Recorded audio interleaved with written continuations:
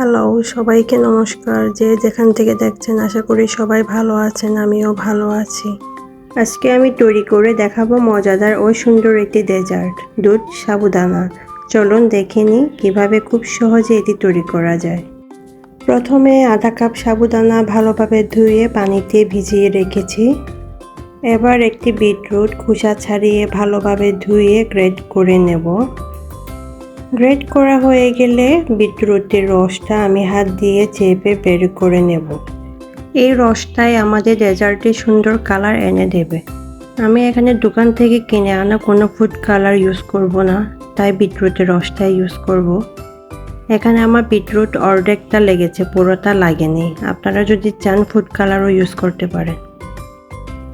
চুলায় একটি পাত্রে পানি গরম করতে দিয়েছি। পানি গরম হলে ভিজিয়ে রাখা সাবুদানা আর বিটরুট রসটা দিয়ে দেব। দিয়ে কিছুক্ষণ রান্না করে নেব। সাবুদানাগুলো সিদ্ধ হয়ে গেলে সাবুদানাগুলো উপরে ভেসে উঠবে, কালারটা চেঞ্জ হয়ে যাবে। তখন বুঝতে হবে সাবুদানাগুলো সিদ্ধ হয়ে গেছে। সাবুদানাগুলো সিদ্ধ হয়ে গেলে এখন ঠান্ডা পানি দিয়ে ধুয়ে আবার পানিতে ভিজিয়ে রাখবো, এতে সাবুদানাগুলো একসাথে লেগে থাকবে না। এবার অন্য একটি পাত্রে আমি হাফ লিটার দুধ নিয়েছি। হাফ লিটার দুধের জন্য আমি আগার আগার পাউডার 1 চা চামচ ভর্তি নিয়েছি। এখন আগার আগার পাউডার আর দুধটা ভালোভাবে মেশাবো। মেশানো হয়ে গেলে এখানে ওই সুন্দর কালারের জন্য সামান্য বিটরুটের রস যোগ করে নিলাম। এরপর হাফ কাপ চিনি ও স্বাদ মতো লবণ দিয়ে সব উপকরণ ভালোভাবে মিশিয়ে নেব। চিনিটা আপনারা বাড়িয়ে বা কমিয়ে দিতে পারেন। আর আপনারা আগার আগার পাউডার পরিবর্তে চায়না গ্লাসও ব্যবহার করতে পারেন। এখন আমি ভিজিয়ে রাখা সাবুদানাগুলো দিয়ে অনবরত নাড়তে থাকবো। এভাবে নাড়তে নাড়তে দুধ যখন ফুটে উঠবে তখন 2-3 মিনিট রান্না করলেই হয়ে যাবে আমাদের এই সুন্দর ডেজার্টটি। এখন রান্না হয়ে গেলে যে পাত্রে সেট করতে চান সেখানে ঢেলে নেব। আমি এরকম প্লাস্টিকে একটা বলে ঢেলে ঠান্ডা করে নিয়েছি।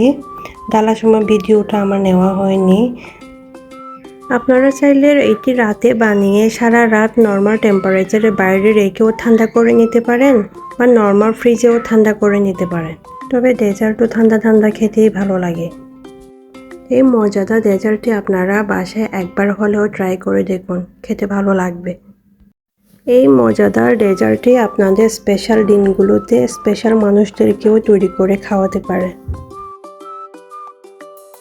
আর বাড়িতে যদি কোনো প্রোগ্রাম থাকে তার আগের দিনও আপনারা তৈরি করে রেখে দিতে পারেন। পরের দিন খুব সহজে এটি পরিবেশন করতে পারবেন।